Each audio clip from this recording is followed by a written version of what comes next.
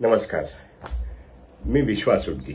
पुन्हा 20 तारखेला 5वी फेरी आणि अर्थातच महाराष्ट्रात मतदान संपेल. पण देशभर 25 तारखेला आणि 1 जूनला पण आहे आणि 4 जूनला शेवटी निकाल लागेल. आपल्याला ह्या संपूर्ण निवडणुकीमध्ये एक महत्वाची भूमिका नागरिक म्हणून पूर्ण करणं आवश्यक आहे आणि ती म्हणजे मोदी आणि शहा यांनी गेल्या 10 वर्षामध्ये या देशाच्या अर्थव्यवस्थेची तर वाट लावलेलीच आहे. पण मुख्य गोष्ट म्हणजे संविधान बदलण्याची भाषा, राष्ट्रीय संघाचे डोक आणि मनुस्मृती आणण्याची भाषा जेव्हा त्यांचे काही खासदार करतात आणि राष्ट्रीय संघ हा अनेक माध्यमातून त्याचा एक प्रचार करत असतो, त्यातून शिक्षण व्यवस्थेमध्ये खूप बदल झालेले आपण पाहतो. त्यामुळे या देशाचं संविधानाचे संरक्षण करणं आणि संसदीय लोकशाहीचं संरक्षण करणं हे आपल्या सर्वांचं, नागरिकांचं अव्वल दर्जाचं काम आहे. आणि संविधान जर धोक्यात असेल तर या देशामध्ये लोकशाही राहणार नसेल. तर मोदी आणि शहा हे ज्या एका हुकुमशाही पद्धतीने गेले 10 वर्ष व्यवहार करतात, आपण पाहिलंय. संसदेत चालू न देणं आणि संसदेत बोलू न देणं आणि संपूर्ण अदानी आणि अंबानी यांच्याकडे या देशातलं सार्वजनिक क्षेत्र याचं 10 वर्षामध्ये हस्तांतरण झालेलं आहे. त्यामुळे मॉनिटायझेशनचा कार्यक्रम 8 नोव्हेंबर 2016 झाला, तिथपासून तो असेट मॉनिटायझेशन प्रोग्राम हा जो आता गेले 2 बजेटमध्ये ते राबवण्याचा प्रयत्न करतात, याचाच अर्थ सार्वजनिक क्षेत्राची विक्री करणं. आणि दुर्दैवाने ते निवडून आले तर 6 महिन्यात 12 बँका या विकल्या जातील आणि LIC ही 26% फक्त भारत सरकारच्या मालकीची राहील. बाकी सगळी क्षेत्र ही ऑलरेडी अदानी आणि अंबानी आणि अन्य मोठ्या उद्योगपतींच्या हातात गेलेली आहेत.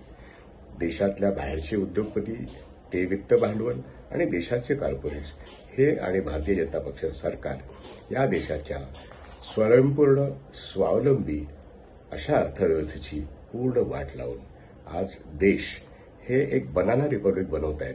पर्यायाने इथल्या नोकऱ्या संपतायत, नवीन नोकऱ्या निर्माण होण्याची शक्यता नाही. लढून मिळवलेली पेन्शन आणि लढून मिळवलेले अन्य कामगारांचे हक्क हे संपतायत. त्याचबरोबर शेतकऱ्यांसाठी जे 3 कायदे रद्द झाले, पर्यायाने ते वेगळ्या पद्धतीने वॉलमार्ट, अमेझॉन किंवा अदानी यासारख्या मोठ्यांना शेती क्षेत्रात प्रवेश देऊन शेती व्यवस्थेचं कॉर्पोरेट धंद्यामध्ये रूपांतर करणं हा एक मोठा धोका आहे. देशाच्या सुरक्षेला धोका आहेच, पण अंतर्गत सुरक्षेमध्ये हिंदू मुस्लिम वाद निर्माण करून एक प्रकारचं जातीय आणि धार्मिक वैमनस्य निर्माण करणं हाच या नरेंद्र मोदी आणि शहा आणि भारतीय जनता पक्षाचा अजेंडा आहे. त्याचा या देशातले अल्पसंख्याक आणि दलित यांनी ठामपणे विरोध करायला पाहिजे. प्रत्येक नागरिकाने विरोध करायला पाहिजे. आणि 70 वर्षात ज्या मध्यमवर्गाला या संपूर्ण नेहरू, गांधी आणि इंदिरा गांधी आणि राजीव गांधी यांच्या प्रयत्नाने पब्लिक सेक्टर जे उभं राहिलं, त्यातून नोकऱ्या आपल्याला मिळाल्या, त्या नोकऱ्या याच्या आपल्याला मुलांना मिळणं किंवा अन्य जनतेला मिळणं हे आता खासगीकरणाच्या ह्या टप्प्यात जवळजवळ अशक्य आहे. त्यामुळे देशाची आर्थिक नीती ही परावलंबी होऊन जाईल अशा तऱ्हेची परिस्थिती आहे. रोजगार निर्मिती नाही, बेरोजगारी वाढणार. 10 ते 12 हजारामध्ये कंत्राटी कामगार निर्माण करणं हे देशाच्या अर्थव्यवस्थेचं कुठलंही चांगलं लक्षण म्हणता येणार नाही. आणि लोकांनी 5 किलोच्या मोफत धान्यावरती जगावं अशी जर या देशाच्या पंतप्रधानांची इच्छा असेल तर अशा पंतप्रधानाला घरीच पाठवणं आवश्यक आहे. सतत हिंदू मुस्लिम करत वाद घालणं, सतत दुसऱ्यावरती भ्रष्टाचाराचे आरोप करत असताना त्यांनी इलेक्ट्रल बॉन्डमधला भ्रष्टाचार सुप्रीम कोर्टाने सिद्ध केलेला आहे. आणि त्याचबरोबर ती कॅशचे व्यवहार हे इतक्या प्रचंड मोठ्या प्रमाणात या डिजिटल इंडियामध्ये वाढलेले आहेत.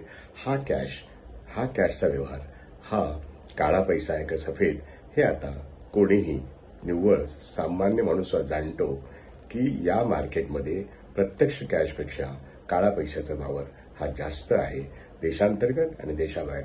आणि म्हणून मोदी सरकारचा पराभव करणं हे अव्वल दर्जाचं काम प्रत्येक नागरिकाचं आहे.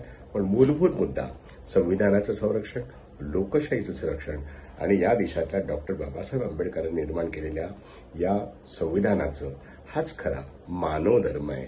किंबहुना स्वातंत्र्य चळवळीतून निर्माण झालेली सगळी मूल्य आज आपल्या देशाच्या संविधानात आहेत. त्यामुळे हे संविधान, त्याचं संरक्षण करणं हे प्रत्येक नागरिकाचं कर्तव्य आहे. त्यामुळे पहिले 3 टप्पे संपले, पण उद्याच्या टप्प्यात आणि पुढच्या टप्प्यामध्ये आपण मतदान करताना हा पहिला मुद्दा आहे. म्हणून हा पहिला व्हिडिओ आहे की उद्या आपण मतदान प्रचंड मोठ्या प्रमाणात करूया. हे आपलं कर्तव्य असलं पाहिजे. जनतेची ताकद उभी राहिली पाहिजे. कारण मोदी विरुद्ध जनता अशीच खरी ती लढत. यात मोदीचा पराभव करणं म्हणजे हुकुमशाही व्यवस्थेचा पराभव करणं आहे. आणि या देशाचं 70-75 वर्षात जी प्रगती झाली, 10 वर्षात त्याची जी अधोगती झाली, ही जर थांबवून पुन्हा एकदा नव्या आशेने आपल्या मुलांसाठी, मुलाबाळांसाठी आणि कुटुंबासाठी आणि देशासाठी जर काम करायचं असेल, आपलं मतदान जोमदारपणे आणि जोरदारपणे आणि मागच्या वेळेसपेक्षा अधिक टक्क्यांनी झाले पाहिजे, एवढं नम्र आवाहन करतो. माझा दुसरा व्हिडिओ कोणत्या मुद्द्यासाठी आपण मतदान करावं त्यासाठी लगेचच आपल्याकडे मिळेल. धन्यवाद.